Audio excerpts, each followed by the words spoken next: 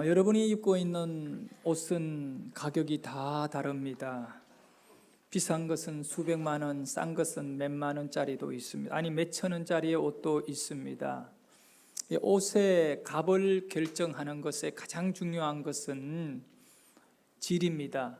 옷감의 질이 어떠냐에 따라 10배, 20배 차이가 있습니다. 사람도 마찬가지입니다. 똑같이 살아가고 호흡하고 먹고 있지만 좋은 음식 먹는다고 질 좋은 사람 아닙니다. 많이 배웠다고 질 좋은 사람도 아닙니다. 사람의 질, 사람의 값어치는 무엇으로 결정되는가? 이것을 우리는 생각해 보려고 합니다. 13년 전에 경찰 공무원으로, 그리고 아내는 명문대학을 졸업하고 고등학교의 영어 교사로 남들 보기에 부족함이 없는 그런 경제적으로 사회적으로 신분을 유지하며 살았던 한 가정이 있었습니다. 그런데 이 경찰 공무원을 그만두고 더 많은 돈을 벌며 멋지게 살겠다는 꿈을 가지고 건축업을 시작했습니다. 그런데 부도가 나서 하루아침에 거지가 되었습니다.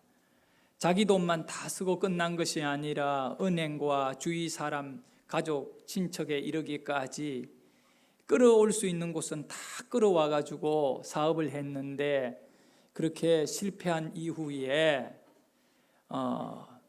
대구에서 살았는데 대구를 떠나 이 수도권에 피신 온 겁니다. 모든 것 다 잃어버리고, 그리고 이곳에서 살다가 이제 어디까지 흘러가게 되느냐 하면 영등포에 노숙자 생활을 하게 됩니다. 이분의 이름은 전철이라고 하는 인물입니다. 전철, 성은 전이요 이름은 철입니다. 전철은 달린다라고 하는 제목으로 지난 주간에 얼마 전인 것 같아요. 그 KBS 텔레비전의 인간극장 미니 다큐멘터리에 이 인물이 주인공으로 나왔습니다. 한때는 잘 나간 인물이었어요. 영등포 그 노숙 생활을 6개월째 하면서 있으면 먹고 없으면 안 먹고 이 차가운 콘크리트 바닥에 잠을 자면서 폐인이 되었습니다. 그런데 그의 가슴 깊은 곳에서 하나의 희망의 이 밧줄이 드리워지기 시작했는데, 그것이 바로 이 부모님의 그 모태 신앙을 가진 그가 하나님을 떠나 세상에 이렇게 취해 가지고 세상을 버다여 살다가 완전히 바닥에서 죽고 싶어도 죽지 못하고 가족은 뿔뿔이 흩어지고 그런 가운데에 하나님이 계신다면 나를 좀 도와달라고 내가 한번 매달려 봐야겠다. 그리고 이제 이 노숙자가 되어 오기로 어떻게 하나님을 찾을까 고민하다가 교회에 가서 새벽 예배를 하자. 그러면서 노숙자의 생활 상태에서 새벽 예배를 시작했습니다. 그렇게 시작한 새벽 예배가 얼마 전에 방송에 이분을 다룰 때 그의 수첩에 4,700일이 넘었던 것입니다. 꾸준하게 그런 과정 가운데에 10원 한 푼 없던 이 주머니는 이제는 넉넉함으로 변화되어지고 있는 멋진 삶의 주인공이 되었는데, 산더미같이 많던 그 빚도 이제는 정리가 거의 다 끝나가고, 또 그의 아내가 그 잘 나가던 이 학교의 영어 선생이었지만 지금은 이렇게 요양보호사로 이리저리 쫓아다니고 남의 집에 가서 이렇게 그릇도 닦고 이렇게 하면서 밤낮주야로 부부가 돈을 모아가지고 하는 일이 뭐냐 하면 빚 갚는 것입니다. 그의 아내의 말을 빌려보면 빚잔치 해버리고 나 몰라라 하고 그렇게 살면 어떻게 사람들이 자기를 하겠느냐 이거예요. 그렇지만 자신들이 이 하나님 앞에 새롭게 이 은혜를 받고 살면서 그것이 아니다는 것을 깨달았다는 것입니다. 그래서 그들은 하루에 4시간의 잠을 자고 18시간을 일해가지고 산더미같이 많은 빚을 다 갚아가고 있습니다. 많은 사람들에게 눈물과 귀감이 되고 있습니다. 그가 처음에 오기로 시작한 이 새벽 예배가 나중에 은혜를 받고 가슴에 이 깨달음이 오기 시작했습니다. 모든 사람이 다 자기의 인생에 도움이 안 되고 또 정말 나쁜 사람이라고 여겼던 그가 기도하는 가운데 세상에서 가장 나쁜 사람은 자기 자신이라는 것을 전철 씨가 깨닫게 되는 겁니다. 내만큼 나쁜 사람이 어디에 있겠는가라는 것을 깨닫고 그는 오기로 시작했던 그 기도가 바뀌어지기 시작했습니다. 오기가 아니라 새벽마다 하나님께 나와 무릎을 꿇고 고개를 숙여 기도하는 가장 중요한 이유는 나의 이 부족함, 못난 것을 하나님으로 인하여 고치고 그 하루하루를 하나님을 의지하여 살려고 하는 목표가 생겨서 그는 더 이상 기도하지 않고는 살 수 없다는 겁니다. 그가 2가지를 크게 이야기를 했는데, 한 가지는 지금 비록 자기는 가진 것이 많이 없고 하루에 4시간을 잠을 자고 18시간을 일하면서 직업이 4가지가 있다는 것입니다. 새벽에 신문 배달부터 시작해가 신문 배달, 그리고 창고지기, 그리고 폐지 수집, 고물상, 그리고는 또 이렇게 짬이 나면 잡부로까지 이렇게 일하는 4가지의 일을 하지만 정말 행복하다는 겁니다. 이렇게 자기가 진 빚을 갚고 있는 일이 너무너무 행복하여 지금은 자기가 과거에 그 돈이 많고 잘 나가던 때보다도 훨씬 더 행복하다는 겁니다. 2번째는 새벽 예배를 통하여 자신은 정말 에너지를, 인생을 살아가는 행복의 에너지를 주유를 하고 있다는 거예요. 여러분, 자동차가 기름을 안 넣으면 멈출 수밖에 없는 건데 전철 씨는 고백합니다.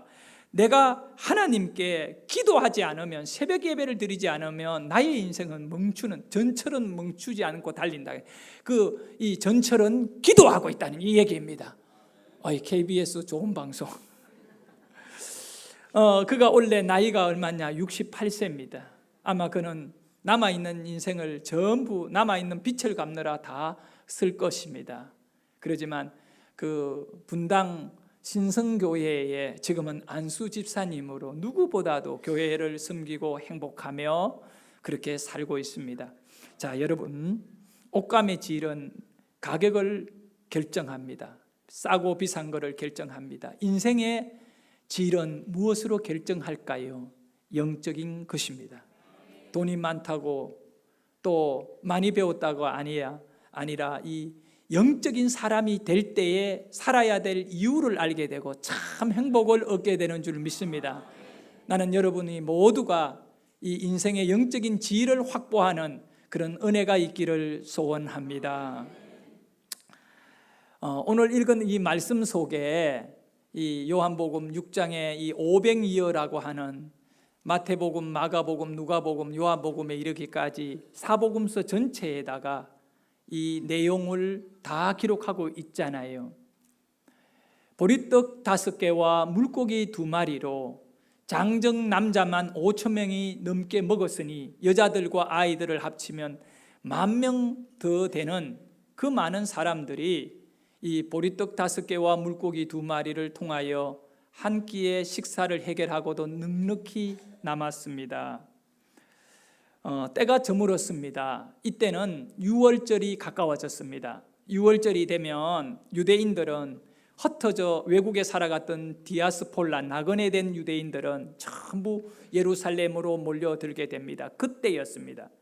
그래서 저 이방 땅에 살아가던 유대인들이 이 이스라엘 안에서 일어나고 있는, 유대 땅에서 일어나고 있는 당시의 최고의 유수거리지요. 예수라고 하는 사람이 죽은 나사로도 살리고 뭐 이런 기적들이 일어나고 있다라고 했을 때 내가 유대 땅에 올라가면 꼭 예수를 한번 만났으면 좋고 그분의 이야기를 한번 들어봤으면 좋겠다라고 하는 마음을 가졌던 사람들이 이 6월절에 하나님의 성전에 제사하러 올라오는 길에 예수가 어디 있는지를 이렇게 물어보면서 너무너무 많은 사람들이 예수님이 계시는 곳에 모였던 것입니다. 그 숫자가 10,000명이 더 되는 무리였던 겁니다. 그런데 주님이 이제 들판에서 넓은 들에서 수많은 사람들에게 말씀을 전했는데 낮이 지나고 저녁이 되었습니다.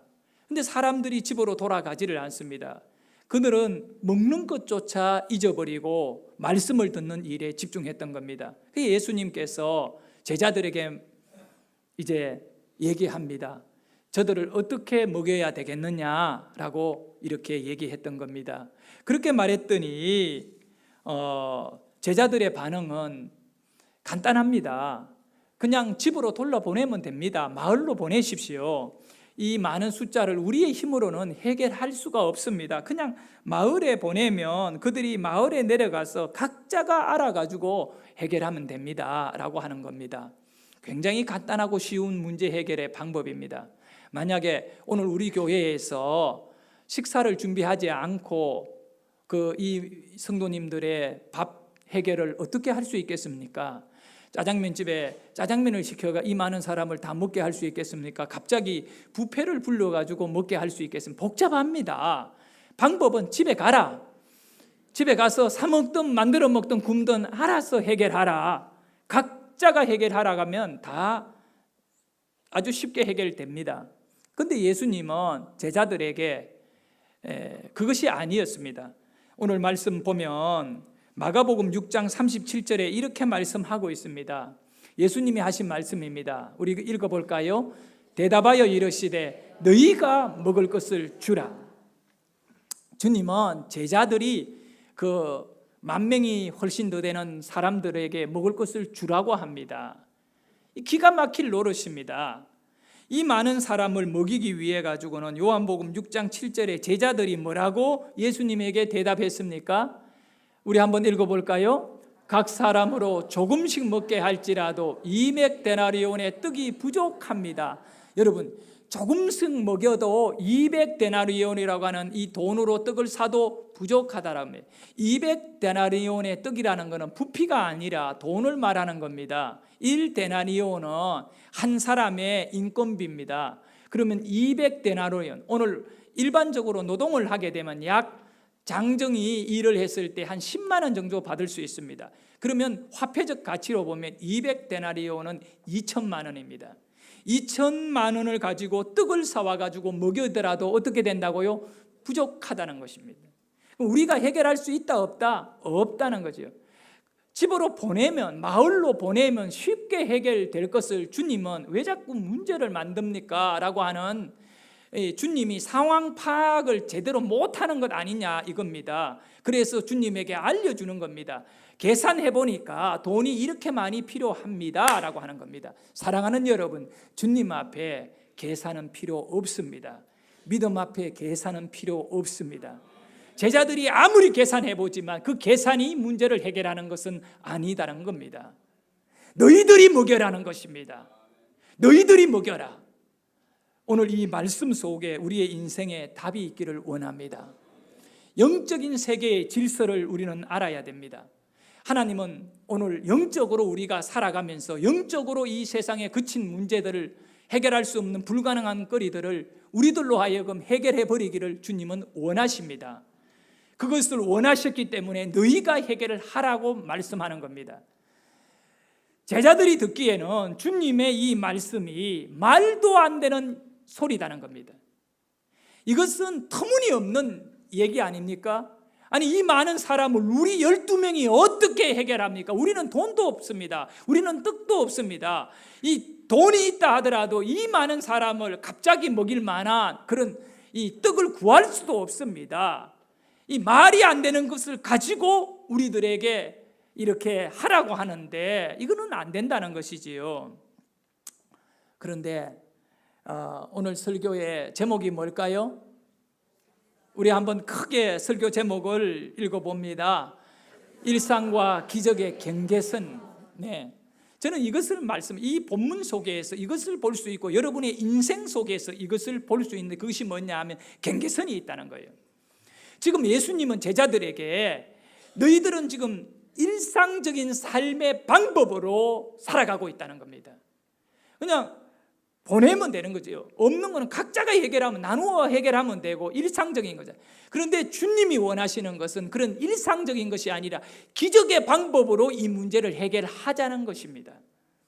평범한 일, 일상적인 일에 여러분은 너무나 익숙해져 있습니다. 그리고 그렇게 사는 것이 오히려 여러분에게는 편한 거예요. 일상적으로 사는 것이 편하지 갑자기 기적이 요구되어지고 이러면 불편하고 또 이것이 굉장히 부담스러워지기 시작하는 거예요. 제자들에게도 마찬가지입니다. 너희가 이것을 먹여라고 했을 때 그들은 굉장히 부담스러운 거예요. 왜냐하면 일상을 벗어났기 때문이거든요. 그것을 가리켜 말도 안 되는 것을 요구한다는 것입니다. 자, 근데 여러분 잘 아셔야 될 것이 있어요. 우리는 하나님을 믿는 것입니다. 기독교는 하나님을 믿는 것입니다. 여러분은 하나님을 믿습니다. 일상적인 삶을 위하여 교회 나온 것이 아니라 하나님을 믿기 위하여 교회 나온 것입니다. 바로 하나님이 어떤 분이십니까? 기적의 하나님이 계십니다. 하나님은 여러분에게 어떻게 반응하십니까? 일상적인 것으로 여러분에게 반응하시는 분이라고 여깁니까? 아닙니다. 하나님이 여러분에게, 믿는 사람에게 반응하는 방법이 있습니다. 일상이 아니라 일상적인 삶 속에 믿음을 가진 사람에게 반응하시는 분이십니다. 천지 만물을 만드셨던 기적의 하나님, 죽은 자를 살리시는 기적의 하나님은 믿음을 갖고 믿음을 가슴에 품은 사람을 통하여 일하시고 역사합니다.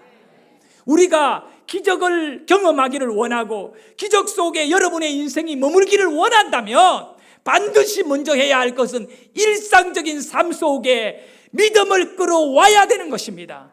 일상은 기적으로 그냥 바뀌어지는 것이 아니라 믿음을 가질 때 그곳에 기적이 되는 것입니다. 요한복음 6장 9절의 말씀을 크게 같이 한번 읽어보도록 하겠습니다.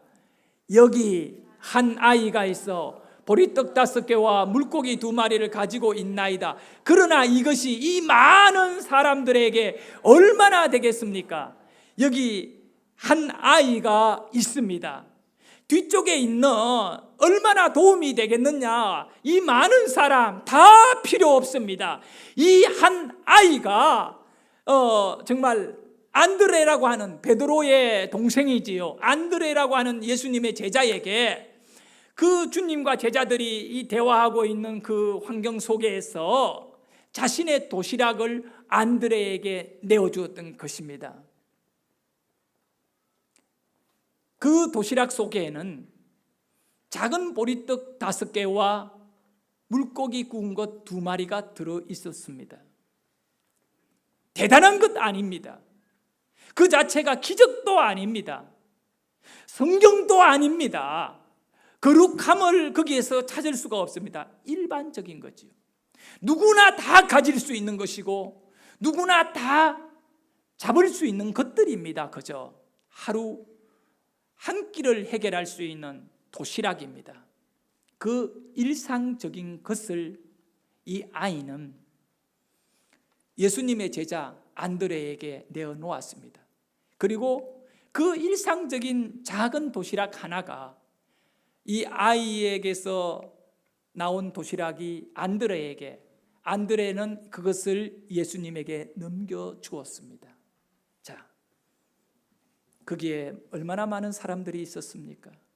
가족 단위로, 개인 단위로, 특별히 이방에서 살아가던 디아스폴라들은 1년 내내 열심히 일해 돈을 모아가지고 6월절에 예루살렘 성전에 올라와 양을 제물로, 소를 제물로 드리는 것을 그렇게 기쁨으로 여기던 사람들입니다. 이분들에게 긴 여행을 위해서 준비된 도시락이 없겠습니까? 다 갖고 있었습니다. 그들의 깊은 보따리 속에 하루 먹을 것이 아니라 일주일 먹을 것, 보름 먹을 것들을 다 준비해 가다. 요즘같이 이렇게 슈퍼라든가 식당이 많은 시대가 아니었습니다. 거기에 7, 80%는 다 디아스폴라, 유월절을 위하여 몰려든 사람들입니다. 그런데 아무도 자신의 보따리를 풀지 않았습니다. 하지만 한 아이, 어떤 계산도 하지 않은 200다리온의 계산을 하지 아니하였던 이 한 아이가 자기의 도시락을 안드레에게 넘겨주었던 것입니다. 여러분, 그 도시락에는 보리떡 5개와 물고기 2마리만 있다고 보면 안 됩니다. 그 도시락에는 이 아이의 계산되지 않는 믿음이 담겨져 있었던 것입니다. 그 믿음의 뚜껑이 열려지고 이 믿음의 도시락, 한 아이의 일상적이고 평범한 이 도시락에 주님의 축사 기도가 들어가는 순간에 이 보리떡 5개 2마리, 물고기 2마리는 이제 수천 수만 명을 먹일 수 있는 기적의 빵이요 고기가 되었던 것입니다. 여러분, 기적은 멀리 있는 것이 아닙니다. 특별한 사람에게만 주어지는 것이 아닙니다.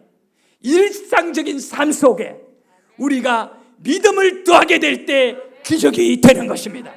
나도 여러분들도 기적의 바로 삶을 살 수 있다는 것입니다. 계산이 아니고 믿음이어야 하는 것입니다.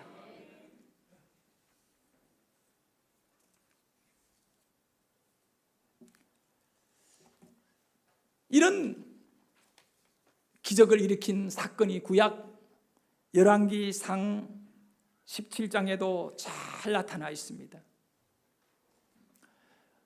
이스라엘의 왕이었던 아합은 굉장히 악한 왕이었습니다. 그 바알이라고 하는 우상을 이스라엘 백성들에게 다 이렇게 강요해가지고요, 백성 전체가 영적으로 더러워졌습니다. 그때 하나님께서 땅에 3년 6개월 동안 비를 내리지 않았습니다. 선지자 엘리야를 하나님은 말씀합니다. 3년 6개월 동안 땅에 비가 안 내리니까 너는 내가 보내는 사람에게 가서 그곳에서 먹고 살아라는 겁니다. 하나님 참 재미있는 분이에요. 당신의 종과 당신의 백성은 반드시 살려주십니다. 다 굶어 죽을 때 엘리야는 하나님이 먹을 수 있는 곳으로 보내는데 그 시돈이라고 하는 지역에 사르밧이라고 하는 마을이 있습니다. 그 마을에 과부가 너를 먹여줄 것이라고 말씀해 주셨어요. 그 엘리야가 그 하나님의 말씀을 듣고 광야를 지나가지고요 시돈까지 갔습니다. 얼마나 힘든 거리겠어요. 가서 딱 보니까 눈에 보이는 것은 이 말이 안 된다는 거예요. 오늘 또 말이 안 되는 사건이 또 하나 벌어져요. 그 시돈에서 들판에 말라 있는 나무 조각을 줍고 있는 한 여인을 만나는데 입고 있는 옷은 상거지다. 그 옆에 조그만한 아들 하나를 데리고 있는데 저 여자가 나를 먹여 살린다는 것은 이거는 말이 안 돼. 오히려 내가 저 여자를 먹여 살려야 될 판. 엘리야의 입장에서 과부였습니다. 그런데 말이 안 되는 일입니다. 일상적으로는 그곳까지 기근이 들어서 전 팔레스타인 지역이 메말라가고 짐승이 죽고 사람이 죽는 이 가운데에 이제 죽기 직전에, 쓰러지기 직전에 있는 아이와 과부를 만났습니다. 그래서 하나님, 이 실수해가 잘못 보낸 거 아닙니까? 그렇게밖에 말할 수 없는 엘리야였지만 엘리야는 믿음을 가졌습니다. 그 절망적인 일상적인 환경 속에 더하기 믿음이었습니다. 그리고 여인에게 말합니다. 여인아, 떡 하나를 구워서 나를 먹게 해라. 왜냐하면 하나님이 나를 먹이려고 네한테 보냈다는 거예요. 그러니까 여인이 말합니다. 내가 살아계신 하나님을 두고 맹세하겠는데 나에게는 당신을 먹일 양식이 집에 없다는 겁니다. 지금 내가 나무 조각 2개를 줍고 있는데 주먹만큼 남아있는 밀가루를 가지고 떡을 구워가, 이거는 마지막 굽게 되는 떡인데 내 아들과 내가 나누어 먹고 우리는 이제 죽을 수밖에 없다. 요 떡 하나 먹으면 하루 이틀 더 버틸 수 있겠지요. 그런데 그 마지막 밀가루와 기름을 가질 뿐이다 라고 말했던 겁니다. 그때에 하나님의 선지자가 말합니다. 두려워하지 마라. 두려워하지 마라. 말씀 좀 띄워주세요. 두려워하지 마라. 여러분, 믿음은요, 모든 두려움을 몰아내는 겁니다. 왜 안 두려워하냐? 하나님의 말씀이 있거든요. 믿음은 오기가 아닙니다. 오기 부르는 거 아닙니다. 믿음은 자기 의지를 확인하는 것 아닙니다. 믿음은 하나님의 말씀을 꽉 붙잡는 것입니다. 두려워하지 말고 굶어 죽을 걱정 네 하지 마라. 네 염려하지 마라. 내 말대로, 내 말은 엘리야이거든요. 네 말대로 하려니와 먼저 그것으로 네 말대로 네 마음대로 하거나. 그러나 먼저가 중요한 겁니다. 먼저 그것으로 남아있는 주먹만한 밀가루로 나를 위하여, 엘리야가 나를 위하여 작은 떡 한 개를 만들어 내게로 가져오고 그 후에 너와 너의 아들을 위하여 만들어라. 내 먹여라는 겁니다. 그 후에 과연 먹을 거 있겠습니까? 그렇지만 그 이후에 하라는 거예요. 왜 엘리야가 이 과부에게 이렇게 요구했을까요? 14절 말씀 때문입니다. 14절 말씀의 내용을 같이 읽습니다. 이스라엘의 하나님 여호와의 말씀이 나 여호와가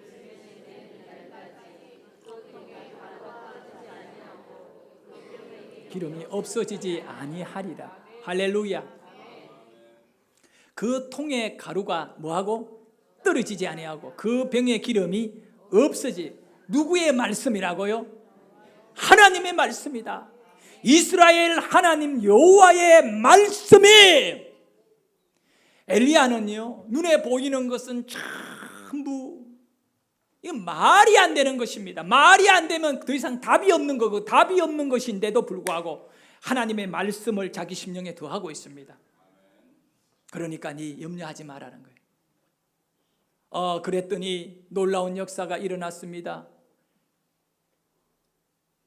기름과 밀가루가 이 과부의 부대에서 없어지지 않았어요. 할렐루야. 여러분, 일상의 삶에서 기적의 삶으로 넘어가는 경계를 오늘 이 시간에 주의 말씀을 통하여 허물어 버리기를 소원합니다. 뭡니까? 믿음입니다. 일상적인 여러분의 삶에 믿음을 더하시면 되는 거예요.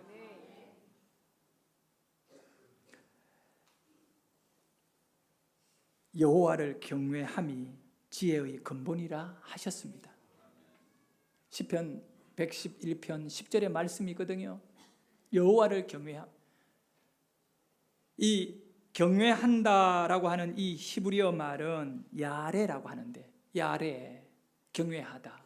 이 말의 뜻은 두려워하다, 무서워하다라는 거예요. 두려워하다, 무서워하다. 그러면 하나님이 너에게 지혜를 부어주시고 너의 삶을 다 붙잡아 줄 건데, 자, 하나님을 경외하는 것이 두려움인데 이 두려움과 무서움이 어디에서 올까요? 휘어짐이 아니라 꺾어짐에서 온다는 사실입니다. 오늘날 성도들이, 목회자들이 다 믿음 안에 휘어지기를 잘합니다. 지금 요한복음 6장에 있는 셀 수 없는 많은 무리들이 누구와 함께 있는가요? 예수님과 함께 있거든요. 12명의 제자는 막 예수님의 면전 앞에서 왔다 갔다 하고 있습니다. 전부 믿음으로 보입니다. 주님과 함께 하잖아요. 수천 명이, 수만 명이 예수님과 함께 합니다. 다 예수를 믿는 사람이요, 예수에게 소망을 두고 있습니다. 그런데 결정적인 순간에 그들이 주님에게 다 휘어지고 있습니다. 잘 휘어집니다. 반응합니다. 설교하면 조용히 들었습니다. 그리고 고개를 끄덕끄덕합니다. 누가 그 사람을 바리새인이라고 말할 수 있고, 누가 그 사람들을 정말 예수님을 배반한 사람이라고 말하겠습니까? 다 예수님 편에 있잖아요. 그런데 그들은 휘어질 뿐이었습니다. 꺾어진 자는 한 아이밖에 없었습니다. 이 아이는 주님의 절대적 말씀 앞에 꺾어졌던 것입니다. 하나님은 누구를 통하여 일하셨나요? 꺾어진 이 아이의 도시락을 갖고, 이 아이의 믿음을 갖고 기적을 만들어 주셨던 것입니다. 7절의 말씀에는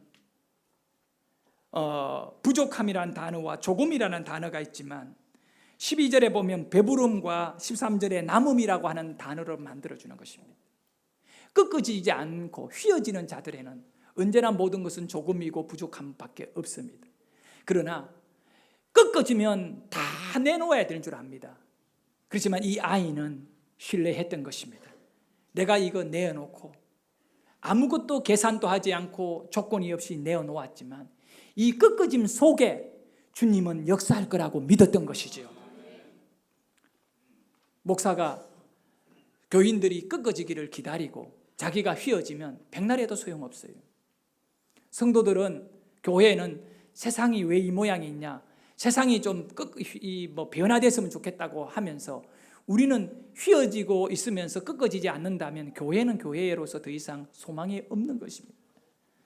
오늘 요한복음 이 6장의 말씀을 통하여 정말 주님은 우리들에게 일상적인 삶 속에 평범한 한 도시락이 한 아이의 믿음에 더하여지고 이것이 꺾어졌을 때에는 수만 명을 먹이는 기적의 이 도시락이, 기적의 이 빵과 떡이 되었던 것을 우리에게 소개해 주고 있잖아요. 그것은 여러분이 꺾어지면 기적의 이 장벽을 허물고 기적의 주인공이 될 수 있다는 것입니다. 왜 우리가 믿음으로 완전히 꺾여야 합니까? 왜 여러분이 꺾어져야 답이 오는가요? 네? 그것은 이 찬양 속에도 있습니다. 주님 예수 내 발레 미사 내 손 잡아 주소서. 여러분이 꺾어질 때 주님이 잡아주시는 거예요. 오늘 안 꺾어진 사람은 자기 일을 자기가 책임지고 살아야 되는 사람. 그러나 여러분은 믿음 안에 내일 일은 난 몰라요. 그냥 장래일도 모르고 하나님께 다 맡기고 꺾어진 삶으로 기적의 손을 붙잡을 수 있기를 주의 이름으로 축원합니다. 여러분이 아시겠지만 저는 아이가 3명입니다. 그리고 둘째가 중학교 3학년 다니엘입니다. 이 다니엘이 지난 주간이었습니다. 설 명절 끝나고 바로 통장을 갖고 와가지고 저에게 내밀었습니다. 강요함이 절대 없었습니다.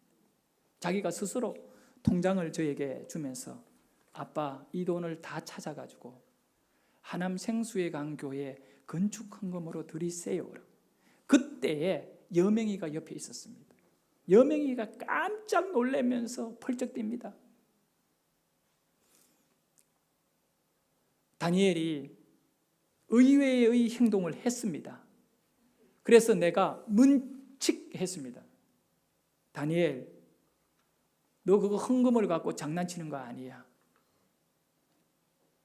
너 잘 생각해야 돼. 뭐 아깝다든가 아니면 기분으로 그러니까 하는 얘기가 아빠 장난 아니야. 나 진짜로 드리는 거야. 이거 아빠가 찾아서 헌금하세요. 그래서 내가 다시 물었어요. 너 정말 후회하지 않을 자신 있느냐? 아빠 자꾸 왜 그래? 그냥 드려버려요. 그래서 내가 확인을 했습니다. 그런 대화가 끝난 다음에 여명이가 옆에서 저에게 얘기했습니다. 아빠, 저한테는 절대 요구하지 마세요.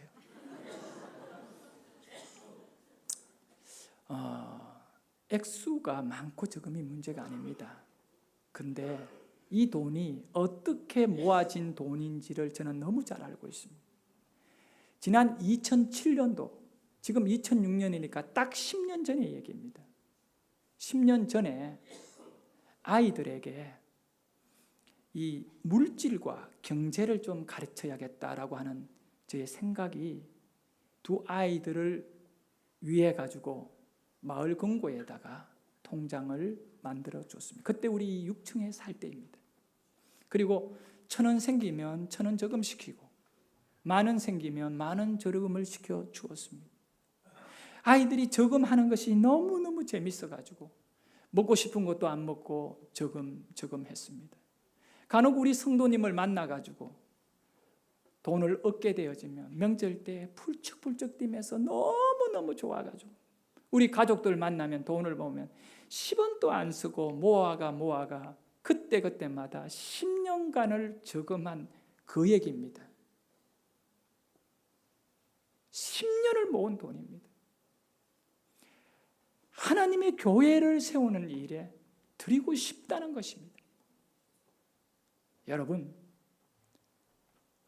제가 그 2주 전에 많이 내가 시험에 들어가지고 그거를 깨지를 못하고 있습니다. 그런데 내 가슴에 이 요한복음 6장의 말씀이 떠오르기 시작했어요. 한 아이의 도시락에 믿음이 담기니까 10,000명이 넘는 사람이 먹지 않았는가? 일상적인 편에서 너는 기적으로 들어가는 것을 막지 마라. 여러분, 우리의 삶 속에 일상을 허무는 담대한 믿음이 여러분에게 있기를 원합니다. 이 믿음이 앞으로 수많은 영혼을 먹여 살릴 것이고 영적으로 살려낼 것입니다. 우리는 자랑하기 위하여 믿음을 가지는 것 아닙니다. 그러나 하나님이 우리와 함께한 이 아름다운 순간들과 시간들이 여러분의 인생 속에 차곡차곡 쌓일 때 그것이 바로 여러분의 축복의 삶이라 믿습니다. 우리 함께 기도드립시다.